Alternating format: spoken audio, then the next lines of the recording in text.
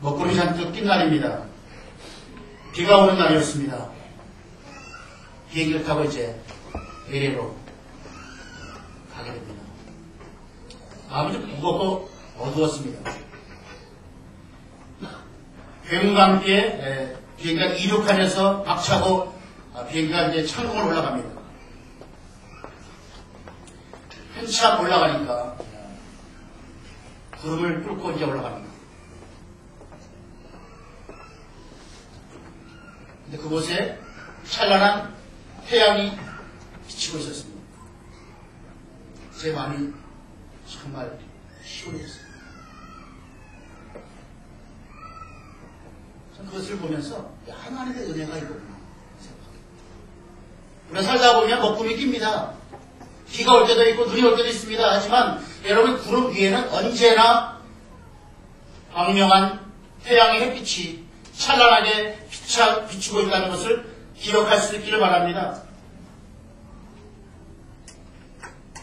가장 어둡고 추운 시대를 우리가 걸어가지만 회복의 시대가 열릴 것입니다. 9월쯤 나타나서 다음에 4월에 사라지는 계절병이 있습니다. 지나치게 졸리고 새벽 이른 시간에 눈을 떠 잠을 이루지 못하고 면이나 초콜릿 같은 단 음식에 입에 뱅기고 이유 없이 우울해지고 삶의 의미를 잃어버리고 신경이 예민해져서 스트레스를 많이 받게 되고 기력이 떨어지고 문제가 생기면 가족이나 친구, 직장 동료들을 원망하게 됩니다. 이런 증세 혹시 경험해보지 않습니까? 혹시 여러분들? 누군가 경험했을 것입니다. 이 증세는 계절성 정서장애라는 병입니다. 계절성 정서장애, Seasonal Affective Disorder, SAD라는 부르는 SAD, 슬픔이라는 뜻을 갖고 있는 병이죠. 우울증의 한 부분입니다. 우울증의 한 부분. 또 위너 디프레션에서 겨울 우울증이 나옵니다. 겨울 우울증. 근데 재밌는 것은 이 우울증의 원인이 어디 있냐면요. 일조량이 부족할 때, 그러니까 햇볕을 받지 못할 때 오는 병입니다. 그래서 그 사람의 생체 리듬이 흐트러져가지고 여러 가지 다양한 증세가 나타납니다. 이 우울증은 처방이 딱 한 가지입니다. 하루에 1시간씩 햇볕을 쬐십시오. 그럼 이런 증세가 회복되어집니다. 모든 우울증이라고 그렇지 않지만 여러분 모든 우울증도 하나님의 은혜, 하나님의 은혜를 경험하면 치유될 것을 믿으실 줄로 믿으시기를 축복합니다. 금년 한 해 동안 참 우리는 암울한 소식들을 많이 들었습니다. 우울증 때문에 자살했던 연예인들도 있고 많은 사람들이 있습니다. 이 우울증은 우리 마음의 독감입니다. 사실 누구에나 다 이 우울증의 증세가 다가옵니다. 정도 차이만 다를 뿐입니다. 우울증 없이 사는 사람은 한 사람도 없습니다.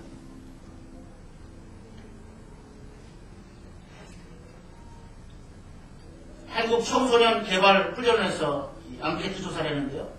600명의 청소년들에게 질문했는데 50%가 자기가 심각하게 자살을 생각해 본 적이 있다고. 50%가. 12살 때 과학고등학교 합격했고요. 15세 때 카이스트에 합격했던, 최연소 합격했던 수재 소년이 있었습니다. 대단한 아이였습니다. 근데 이 아이가 어느 날 아파트 옥상에서 떨어져 투신자살을 했습니다. 마지막 친구한테 보낸 메일은 이거였습니다. 이 세상 잊어버리십니다. 지금 한국에는 45분마다 자살하고 있습니다. 하루에 34명. 50개 국가 중에서 가장 자살률이 많은 나라입니다.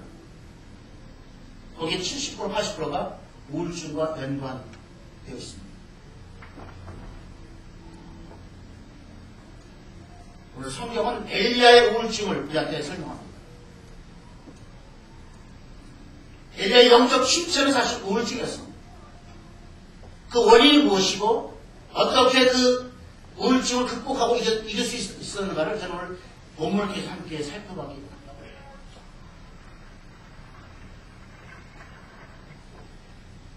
여기서 18장을 보면 정말 가슴 뛰는 위대한 역사가 나타났습니다. 그 당시 백성들이요, 여호와를 하나님을 인정하지 않고 바알을 섬겼습니다. 아세라를 섬겼습니다. 우상을 섬겼습니다. 그때 엘리야가 이제 갈멜산에서 결투를 하게 됩니다. 바알이 하나님인지 여호와가 하나님인지 우리 한번 맞짱을 떠보자. 여호와의 선지자는 엘리야가 찾아나갔고요. 바알의 아세라의 선지자가 850명, 850대 1의 갈멜산의 결투가 시작되었습니다. 엘리야가 850명한테 너희 한번 마음껏 해봐라. 재물을 쌓아놓고 너희 신이 이 재물을 태우고 한번 마음껏 해봐라. 850명이 막 기도를 하고 발광을 하고 몸을 자해하고 피를 흘리면서 막 하는데 아무런 반응이 없습니다. 이 바알은 살아있는 신이 아니거든요. 그냥 인간이 만든 것이거든요. 이거 나타날 수 없죠. 역사할 수 없죠. 나중에 엘리야가 그들한테 야 이제 됐지? 한번 해봐. 이들 안 되니까 내가 할게. 엘리야는 복잡하게 말하지 않았습니다. 세 마디 기도했습니다. 여호와여, 여호와 하나님이시죠. 그리고 제가 하나님의 종인 것을 이 사람들에게 알려주셔서 하고 간절히 기도했을 때 하늘이 열리고 불이 내려와서 그 재물을 재단까지 완전히 다 태워버립니다. 그리고 850명의 선자들 다 잡아 죽게 됐습니다. 안전하습니 이스라엘 백성들이 정말 바알이 아니고 여호와가 하나님이라는 사실을 모든 백성들이 다 이제 찬양하게 됩니다. 그리고 그 후에 엘리야는 3년부터 비가 오지 않았던 그 땅을 위해서 기도하기 시작합니다. 하나님, 이 땅에 비를 주십시오. 3년부터 비가 오지 않아 가물어서 메마른 이 땅에 하나님 비를 주십시오. 간절히 기도할 때 하나님은 그 땅에 큰 비를 주셨습니다. 엘리야는 하늘을 열었던 선지자입니다. 하늘을 열어서 불이 내렸고 물이 내렸던 선지자입니다. 위대한 선지자입니다. 정말 멋지게 사역한 그가 19장에 보면 완전히 돌변해버립니다. 이해할 수 없게 변해버립니다. 19장 1절 2절 같이 읽습니다. 아합이 엘리야가 행한 모든 일과 그가 어떻게 모든 순자를 칼로 죽였는지를 이세벨이 말하니 이세벨이 사실을 엘리야에게 보내어 그시되 내가 내일 이맘때는 반드시 내 생명을 저 사람들 중 한 사람의 생명 갖게 하리라. 그렇게 하지 않으면 신들이 내게 벌 위에 벌을 내림이 마땅하니라 한지라.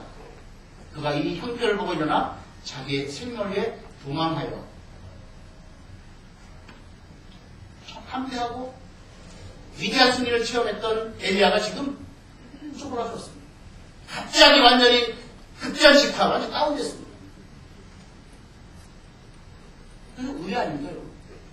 18장, 19장을 읽다 보면 이거 좀 이해가 안 됩니다. 왜 이럴까? 엘리야가 왜 이렇게 변해버렸나? 왜 이렇게 다운되었나?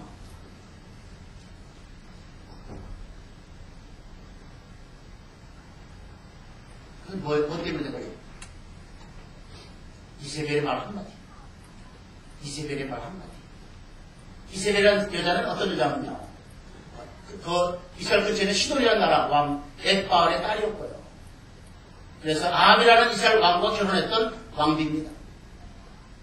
다른 말로 말하면 바알 우상을 갖다 바이러스를 퍼뜨린 전도사입니다. 바알 전도사. 그러니까 이 이세벨이 보니까 이 엘리야가 한 것이 분노가 나죠. 자기 수족인 850명의 저걸 다 잡아 죽이고요.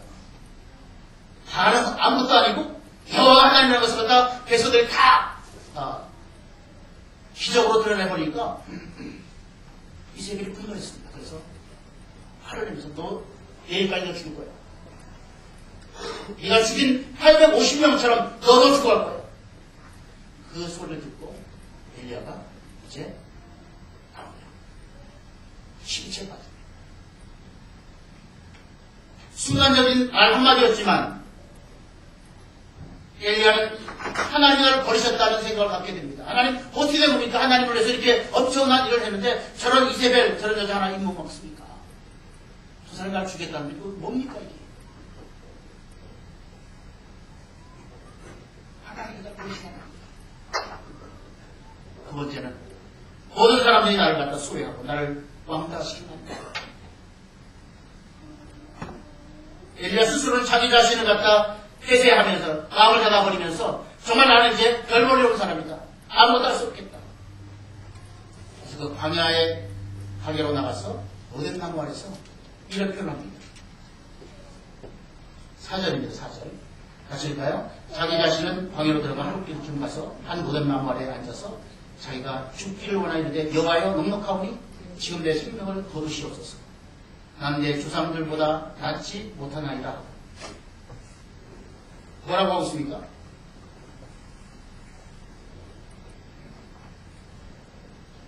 여호와여 넉넉하오니 넉넉하오니 됐거든요. 나 죽게 내버릴 생각, 나 살 소망이 없습니다. 됐거든요. 정말 열심히 해봤는데 이게 뭡니까? 여호와여 넉넉하오니 나 살 소망 죽여주십시오. 정말 18장의 엘리야가 돌변해버렸어요. 그 변수가 이세벨의 한마디가 심장 기술을 찍었어요.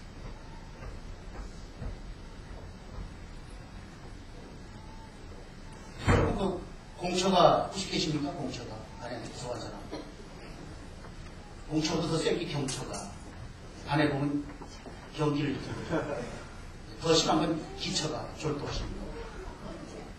이 악은 기처가에 속합니다. 기처가 먼저입니다. 이세벨 말이라면 아주 쫙을 묻습니다. 이세벨이 그 당시 하여튼 사실은 그 이스라엘 왕국을 갖다 휘잡았습니다. 하여튼 여자가 나이가 들면 남성 호르몬이 나오기 때문에 사실 무섭습니다. 40세 넘으면 벌써 두려워야 됩니다. 사실 넘었는데도 아내를 갖다 부탁하든지 뭐 이렇게 한 사람은 반대의 고독이지.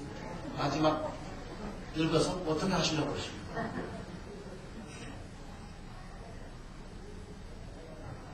그래서 이 아합과 이세벨의 그 관계를 갖다 새로운 개념을 남전여비라고 하는데요. 남전여비. 남자가 존재하려면 여자에게 비를 맞춰야 된다. 이거 진리입니다, 여러분. 가정생활하면 이거 안 하는 사람을 보면 제가 볼 때는 굉장히 제가 볼 때는 조선 어떻게 살려가 노후에 어떤 대책을 갖고 있는지 궁금합니다. 오늘 이 이세벨의 말 한마디, 내가 너를 죽이겠다, 내일까지 죽이겠다, 이 말 한마디가 엘리야를 완전히 깊은 침체 가운데 우울증만에 빠지게 합니다. 아무 생각이 되지 않습니다. 저를 죽여주세요. 배도와드리는데 죽여주세요. 저 할 만큼 했습니다. 저 혼자 이게 뭡니까? 이 엘리야의 우울증의 원인은 첫 번째는요, 사람의 말을 들었다는 것이죠. 첫 번째. 2절. 사람의 누굴 말을 들었죠? 이세벨의 말을 들었어요. 물론 사람의 말도 참고할 때가 있으면 좋습니다. 근데 사람의 말은 절대적이지 않습니다. 상대적인, 자기 주관대로 말합니다. 정치인들 말하는 것, 요새 정치 국회에서 하는 걸 보면 참 절망적이죠.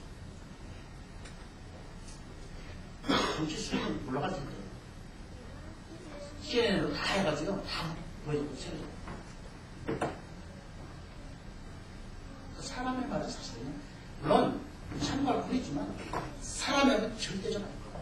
상대적인 자기 주관대로 물론 말하는 겁니다. 객관적으로 말해볼게 하는데 객관적으로 말 안 됩니다. 자기 갖고 있는 가치 체계에 의해서 자기 갖고 있는 생각에 의해서 말하게 되죠. 이거 어떻게 객관적으로 하겠습니까? 객관적으로 절대적으로 하나님만 가능합니다. 여러분이 우울증에 빠지는 결정적인 것은 사람의 말에 여러분이 귀를 기울이지 마십시오. 하나의 음성이죠. 엘리야가 지금 위대한 선지자, 정말 나중에 죽지도 않고 승천하신 거 아닙니까? 아시죠? 엘리야?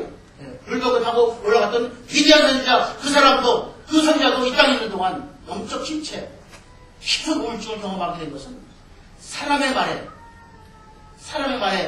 빠졌기 때문입니다. 두 번째는 3절 보면 그가 이 형편을 보고, 두 번째 뭐였죠? 그 형편을 보았을 때 아시게 됩니다.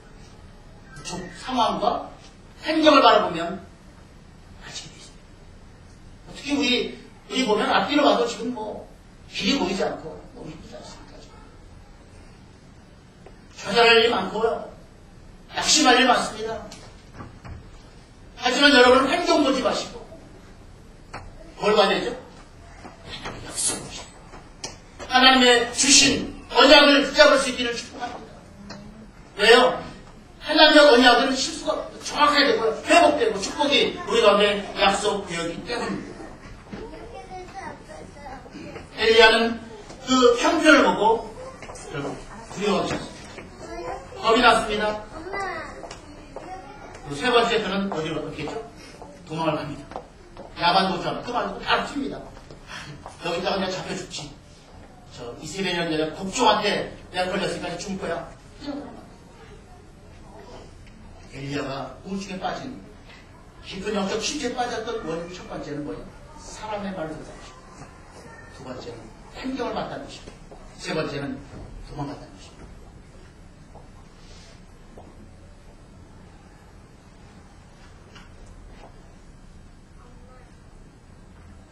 도망가는 것은 하나님의 뜻이 아닙니다, 사실.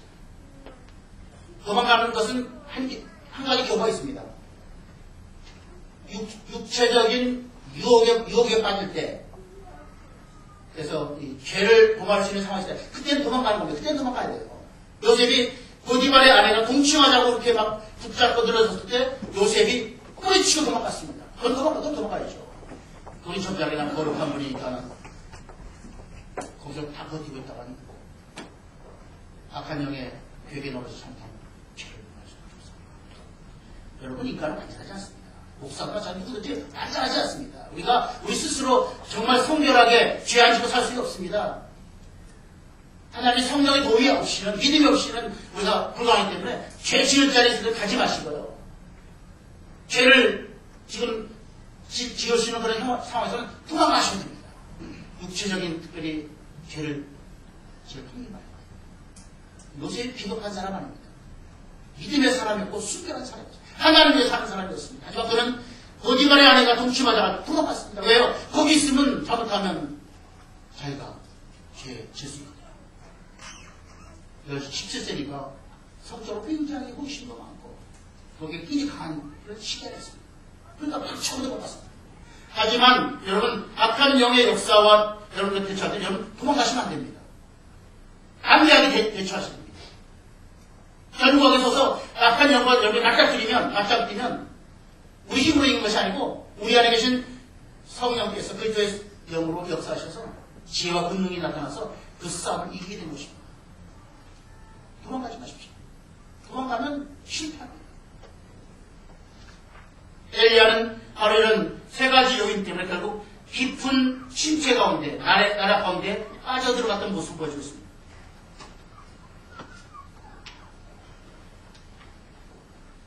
세 가지 주셔요. 희열이 뭘 듣는 거예요? 사람의 말 듣지 말고 뭘 들어가요? 하나님의 말씀. 그 다음에 뭘 보느냐? 환경과 상황과 형편을 보지 마시고 하나님의 약속을 주십시오. 그리고 우리가 서 있는 자리에서 도망가지 마시고 담대하게 예수의 이름으로 여러분이 서서 나타나시며 하나님이 책임져 주십니다. 유명한 이 부분에 싫다고 씁니다. 그래서 엄청나게 깊은 침체 가운데 빠졌던 모습을 보였습니다. 여러분, 우울증이 자라는 환경이 있습니다. 성도들이 우울증에 걸릴 수 있습니까? 어떻게 생각하십니까? 예수 믿는 사람이 우울증에 걸릴 수 있습니까? 네, 당연히 걸릴 수 있습니다. 우울증은 병입니다. 우리가 몸살, 감기에 걸린 건 똑같습니다.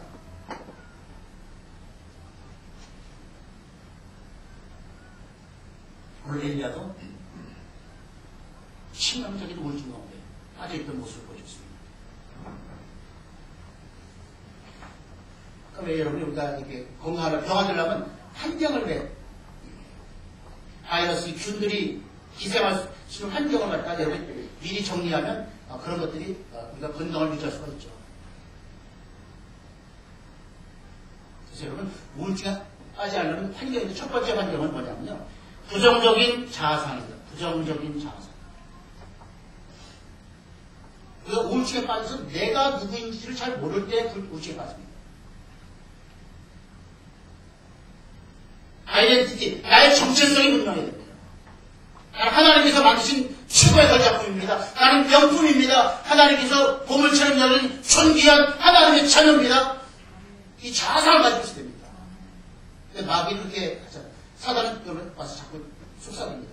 이까지 무슨 예수 믿는다고 말만 예수 믿지. 네가 얼마나 더럽고 취해? 너 얼마나 세상에서 부정직하고 엉터러 살아?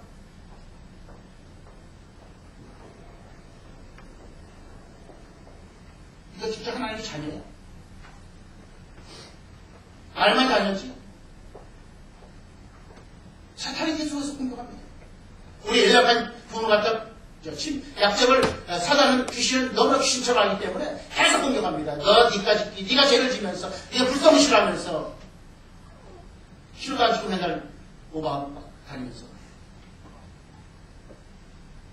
사탄이 이거 뭐 사람 안 볼 때는 거짓말도 많이 하고 죄도 좀 규칙도 안 지키고 네 맘대로 살잖아. 이 정체성에 혼란이 오게 되면 아니 자녀됨에 대한 확신이 없습니다. 여기 좀 쉽게 내려 하면 이거 확인하셔야 됩니다. 뭘 확인하요? 나는 하나님의 자녀다. 내가 얼마나 귀하게 하나님은 자기의 독생자를 이 땅에 보내셔서 십자가에 내 죄 때문에 피 흘려 죽이셨다. 예수님짜리 인생이다. 예수님만큼 가치 있는 분이 어디 있어요? 하나님이십니다. 우리가 바로 그 가치를 예수님께서 이 땅을 보고 말하면 우리 한 영혼이 뭐보다 귀하다고요?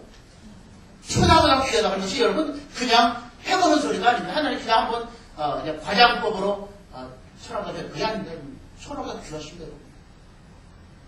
오죽하면 독생자를 우리를 위해서 나같이 더럽고 취한 희망 없는 나를 위해서 이 땅에 보내셔서 십자가에서 못 박혀 죽이셨습니까? 죄를 해결했습니까?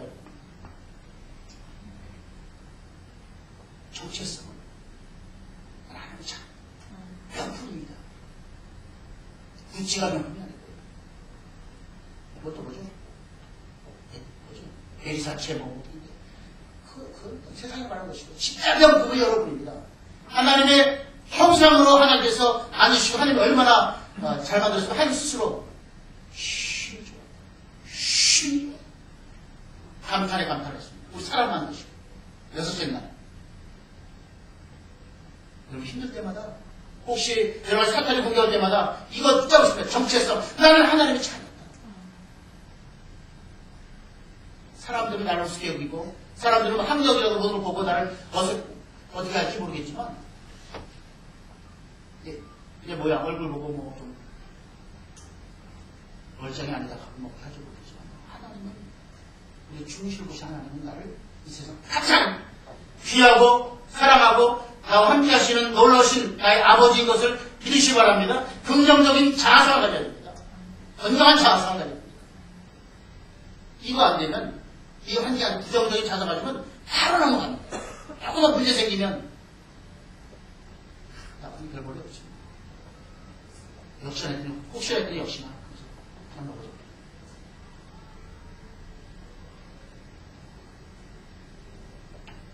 두 번째는 부정적인 생각.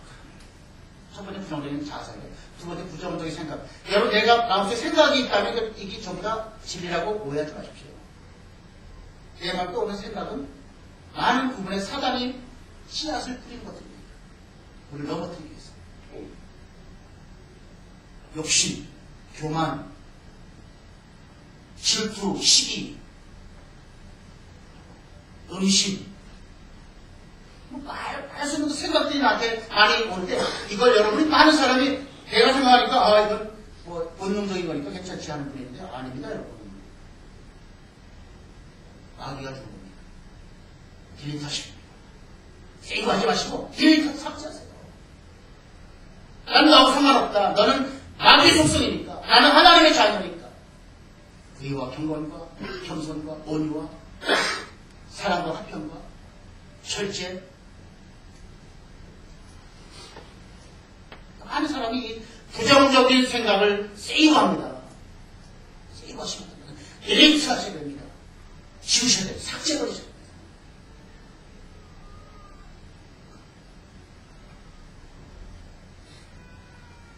여러분, 그런 사단이 주는 생각들을 내가 세이브하면 내가 어떻게 되면 스스로 감옥에 갇힙니다. 사람들이 감옥에 갇힌 게 아니고 내 스스로 감옥에 갇힙니다. 다르게 말하지만 내 스스로 내가 만든 감옥에 갇혀가지고 한숨이 나오고 탄식이 나오고 눈물이 나오고 불평이 나오고 불만이 나옵니다. 여러분, 두 가지 기억하십시오.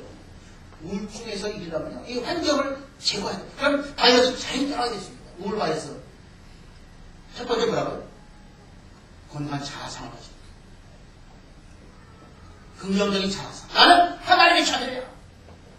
하나님의 책임도 지고 있고 지금 살아계시고 그건 나의 아버지이기 때문에 나를 가장 좋은 길로 인도하시는 분이시다. 난 하나님의 명품이다. 두 번째는 뭐예요? 부정적인 생각이고 긍정적인 생각. 이것은 성경에 나온 생각이죠. 하나님께 나에게 주신 생각. 그것을 품으시다. 사랑, 희락, 화평, 믿음, 온유, 겸손, 절제, 거룩. 그러려면 어떻게 되냐면 내 자신을 바라볼 때 여러분이 내 눈으로 바라보지 마시고 내 눈으로 바라볼 때 좌절합니다. 내 자녀를 볼 때도 그렇고 나를 볼 때 내 눈으로 볼 때 좌절합니다. 왜 제가 저 정도밖에 안 되냐? 왜 저 수준이 저래? 하나님의 눈으로 보시고 하나님의 눈. 하나님 우리 볼 때 바라보면 그 관심이 다릅니다. 여러분 자녀 볼 때 그 바라보면 지극한 눈빛이 얼마나 자녀를 사랑하는데 눈에 넣어도 안 아프잖아요. 참아주고 보기도 아깝잖아요. 자녀들. 하나님도 아버지 똑같습니다. 우리 볼 때 하나님 우리 볼 때 너무 우리가 부족한 거 압니다. 되게 문제가 있는 것도 아십니다. 하지만 하나님 그래도 우리 갖다 우리 실망하지 않고 우리가 하나님 주께서 하나님께서 붙잡아 주시고 경고하시고 회복되도록 하시고 변화되도록 원하시는 분 하나님이시죠.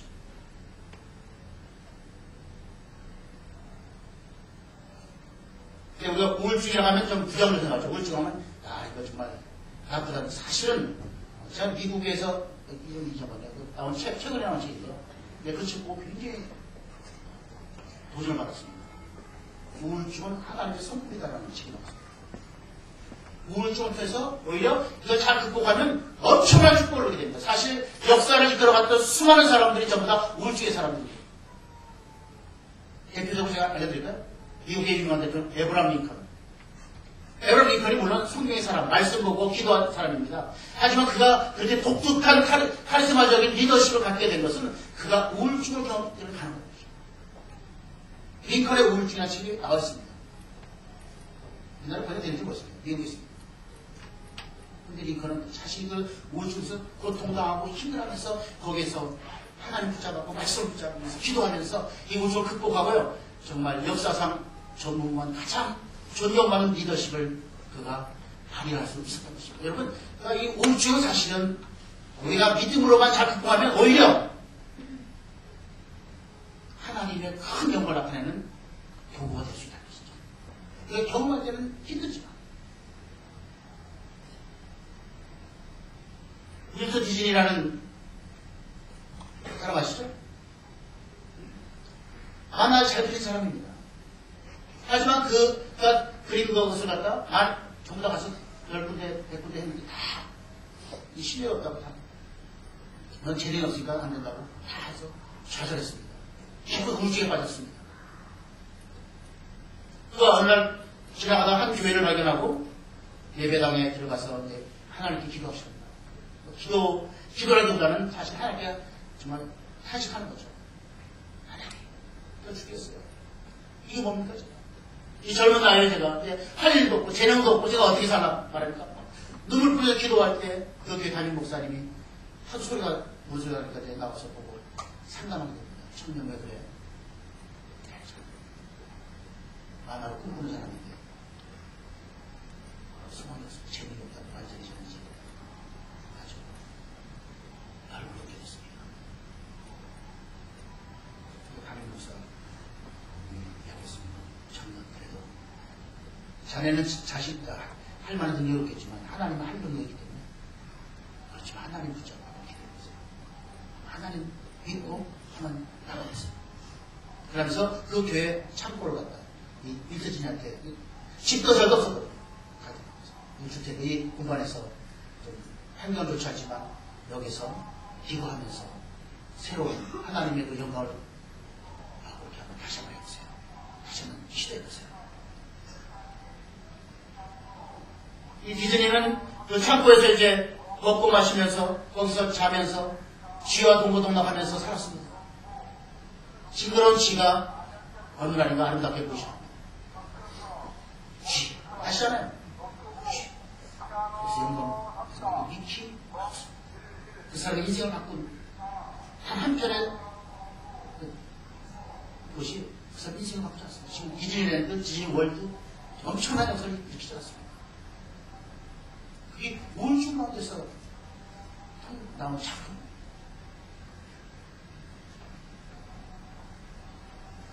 여러분의 삶의 자리에서 여러분 자신을 또 자녀들을 여러분 모든 것을 바라볼 때 하나님의 눈으로 바라보기 시작하면 새로운 시야가 열리게 되고요.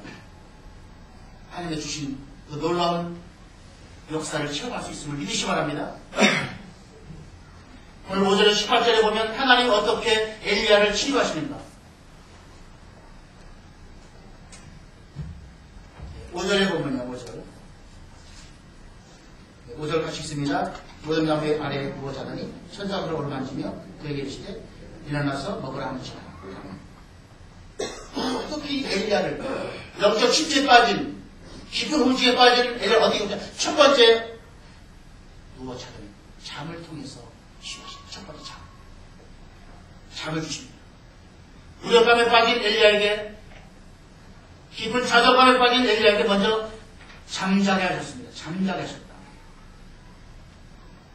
여기 잠자는 단어가 야쉔이라는 히브리 원어인데요. 힘을 빼다. 기우다 것입니다. 힘을 빼다. 그 사람 갖고 있는 부정적인 기를 다 빼는 거죠. 잠자서. 10편 127편 2절에 보면 그러므로 여호와께서 그 상한 자에게 뭘 준다고 했죠? 잠을 주시는 거예요. 하나님의 엘리야를 잠자게 하시면서 육체적으로 성적으로 회복될 수 있는 쉴 수 있는 기회를 주신 것입니다. 첫 번째 쉬었을 때 잠자게 하신다. 두 번째 5절에 보면 어루만진다 단어가 두 번 나오죠. 어루만져 주십니다. 어루만진다는 단어는 원래 나가라는 단어인데 여기 나가시라는 뜻이 아니고 히브리어로 나가라는 단어입니다. 더러운 생각도 부정생각 나가라는 단어는 때리다 치다는 뜻인데요. 이렇게 하면 하나님께서 선사가 와서 그 힘든 엘리야를 갖다 때리겠습니다. 뼈 부러지게. 마사지. 거룩한 악마.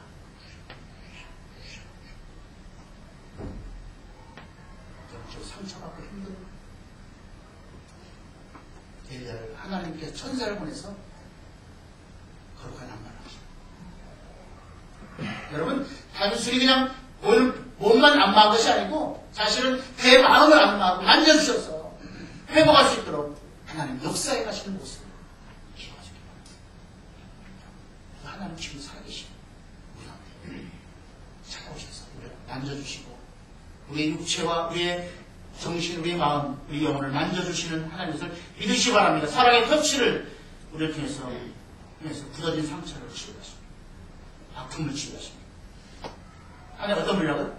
어루만져 주시는 하나님. 여러분, 힘을 할 때 보면, 동남아 좀 안 가봤습니다.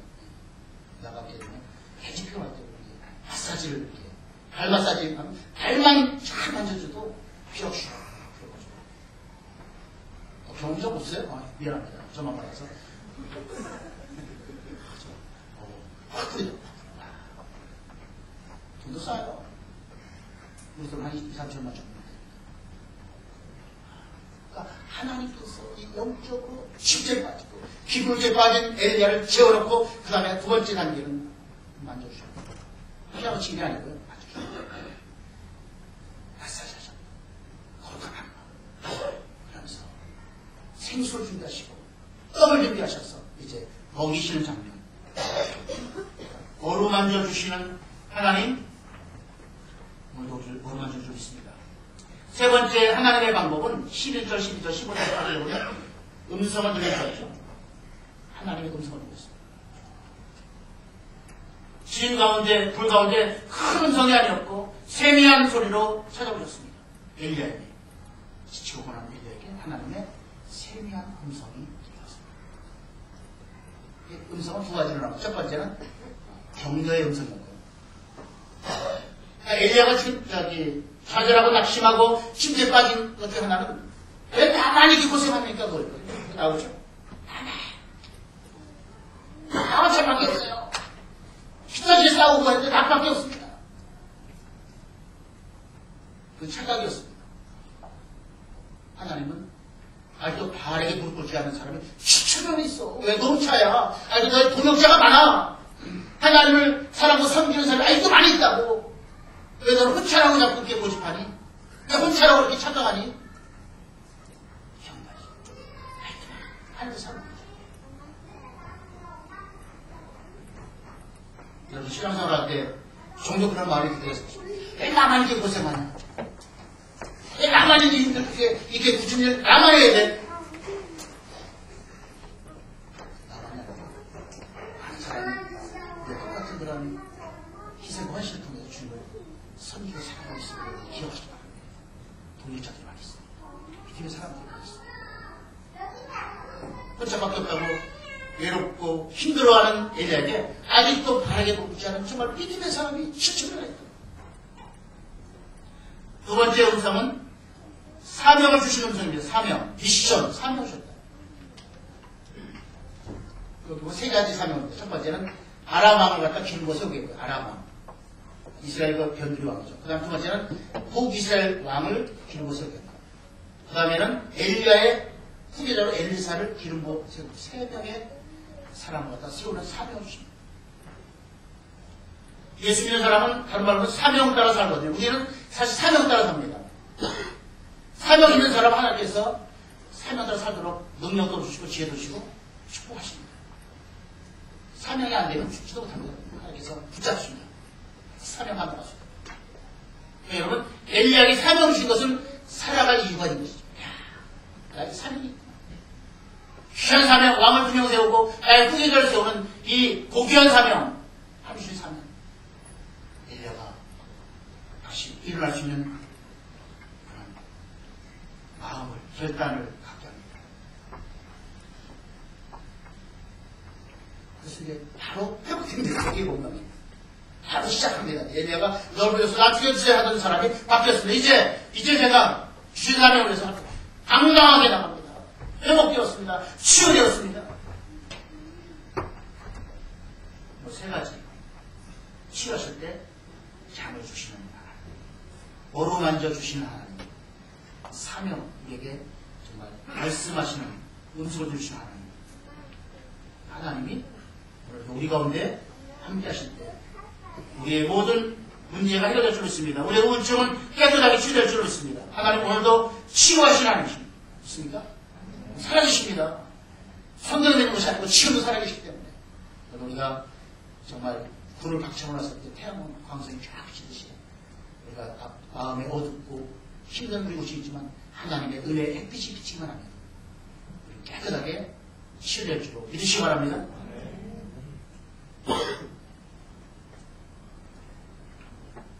네, 주거 뒤에 있는 거 제가 시를 읽고 마무리하겠습니다. 주거 제목이 있습니다. 먹구름이 끼어도